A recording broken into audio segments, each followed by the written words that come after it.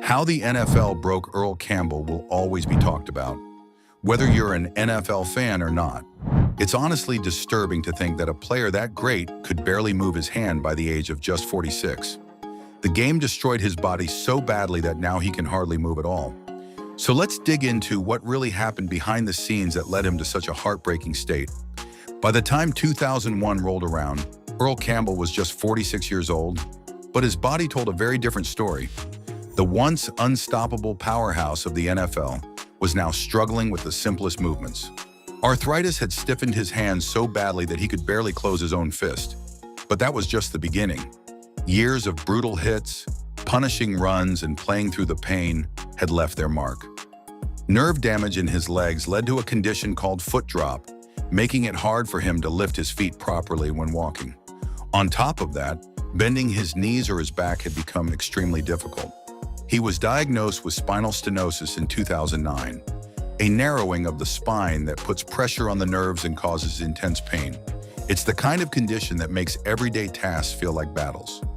Because of all this, Campbell can no longer get around like he used to. These days, he often leans on a cane or uses a walker just to move from one place to another.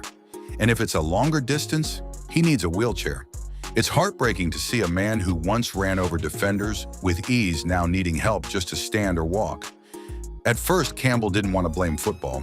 He chalked it up to genetics, maybe just bad luck with his body.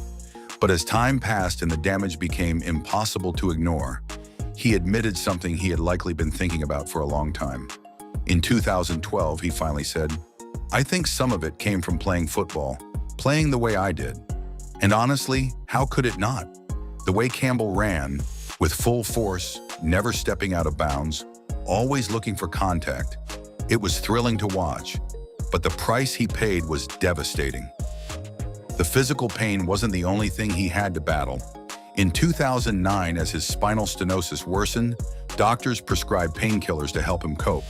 But soon those pills, especially OxyContin, took over his life. He started relying on them more and more, until he was taking as many as 10 pills a day. And it didn't stop there. He was also washing them down with Budweiser. The man who once conquered football was now caught in a dangerous addiction, numbing both the physical and emotional pain the game had left him with. Thankfully, that same year, Campbell recognized the spiral he was in and checked himself into rehab. It wasn't easy, but he made it through. He broke his addiction and came out the other side. And instead of staying silent, he decided to speak up. By 2013, he was publicly sharing his story, warning others, especially young athletes, about the dangers of substance abuse and the long-term toll the game can take. Isn't it almost hard to believe that someone as skilled, passionate, and dominant as Campbell ended up in such a heartbreaking condition? It feels unreal that a player who once embodied power and greatness is now struggling just to walk. To truly grasp how tragic his current state is, let's rewind the clock and revisit his incredible career. Because once you see just how high he soared, you'll understand why his fall feels so heavy. When the Houston Oilers made Earl Campbell the first overall pick in the 1978 NFL Draft, they weren't just getting a talented player, they were getting a force of nature. The Oilers didn't land that pick easily either. They had to trade away tight end Jimmy Giles, plus 5 different draft picks across 2 years, just to move up and take Campbell. But to head coach Bum Phillips, it was all worth it. "It takes a great running back to have a winning football team," he said, "and this kid is a great running back." He wasn't wrong. From the moment Campbell put on that Oilers jersey, he was a game changer.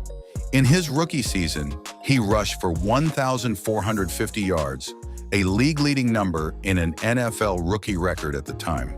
That alone earned him the Offensive Rookie of the Year honors from both the Sporting News and the Associated Press. But he didn't stop there. That same year, he was also named the AFC Offensive Player of the Year, the NFL Offensive Player of the Year, and even the NFL MVP by multiple organizations. The city of Houston was electric, and Campbell's rise helped launch the famous Love Ya Blue era. He wasn't just a running back, he was a symbol of hope for a team and a fan base that had been waiting for something special. In 1979, with quarterback Dan Pastorini dealing with injuries, Campbell carried the Oilers on his back, literally. He led the team on a 5-game winning streak capped off with a monster performance on Thanksgiving Day against the Dallas Cowboys, where he racked up 195 rushing yards and 2 touchdowns. He finished that season with 1,697 rushing yards and 19 touchdowns, leading the league in both categories. He also set records with 11 games over 100 rushing yards, 7 of those in a row, and an incredible 368 total carries. For the second year in a row, he was named League MVP and Offensive Player of the Year. But while fans were celebrating his toughness and bruising runs, others began to worry. Campbell didn't try to dodge defenders, he went straight through them. His running style was all power and aggression. It looked amazing, but it came at a cost. Some players, like former running back Ron Johnson, warned that no one could keep playing that way and stay healthy for long. Even Pittsburgh Steelers legend Franco Harris said, "Knocking over people can look good, but you can't do it forever." But Bum Phillips wasn't concerned. In his eyes, Campbell was built for this. "I'm not going to change his style," he said. "Why would I?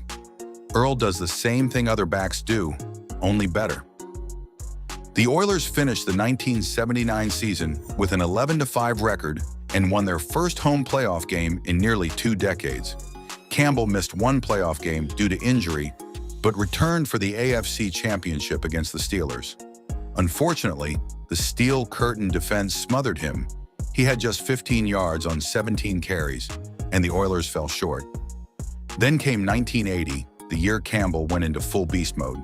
He rushed for a jaw-dropping 1,934 yards in just 15 games, only 70 yards shy of O.J. Simpson's single-season record. He led the league again in rushing yards and touchdowns, and even broke his own record for carries with 373. Over 60% of those yards came in the fourth quarter, proving just how relentless he was, even when defenders were wearing down. He even threw a touchdown pass that year, one of only 3 passing attempts in his entire career. For the 3rd straight year, Campbell took home league MVP honors and was once again crowned the Offensive Player of the Year. But even with all of his success, the team struggled to break through in the playoffs. After another 11-5 regular season, the Oilers were eliminated in the wildcard round, and just 3 days later, Bum Phillips was fired.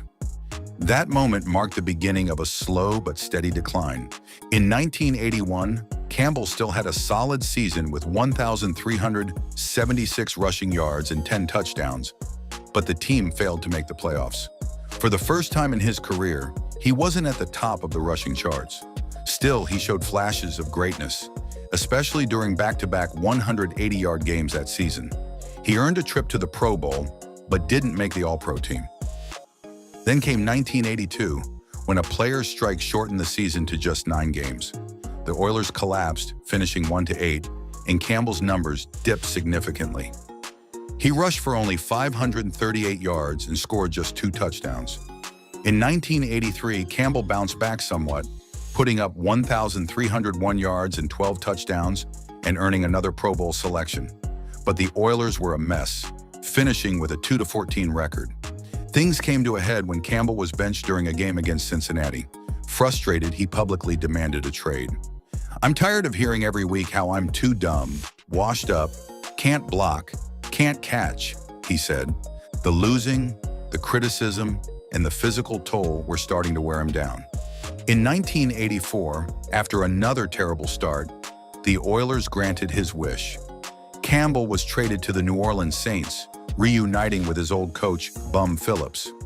But even that move was surprising, especially since the Saints already had George Rogers, a young star and former Rookie of the Year. Now, with 2 Heisman winners in the backfield, expectations were high. But Campbell wasn't the same. In his first game with New Orleans, he carried the ball just 5 times for 19 yards. He continued to have a limited role, finishing the season with only 468 rushing yards and 4 touchdowns, his lowest output yet. For the first time in his career, he didn't have a single 100-yard game. His final 100-yard performance came in 1985, when he exploded for 160 yards and a touchdown against the Minnesota Vikings. But that was the last flash of the old Earl Campbell.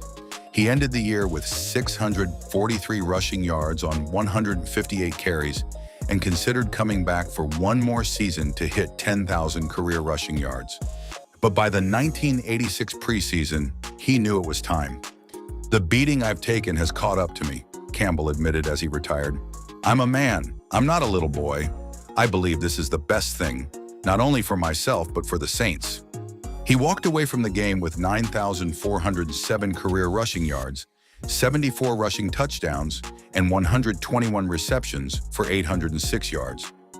He was a 5-time Pro Bowler, 3-time MVP, and the heart and soul of every team he played for. But looking back now, it's clear he gave the game everything he had, maybe too much. And knowing where that journey led him makes it all the more powerful and painful to remember. And that wraps up today's video. If you enjoyed it, don't forget to hit that like button and subscribe for more. We'll catch you in the next one. Take care.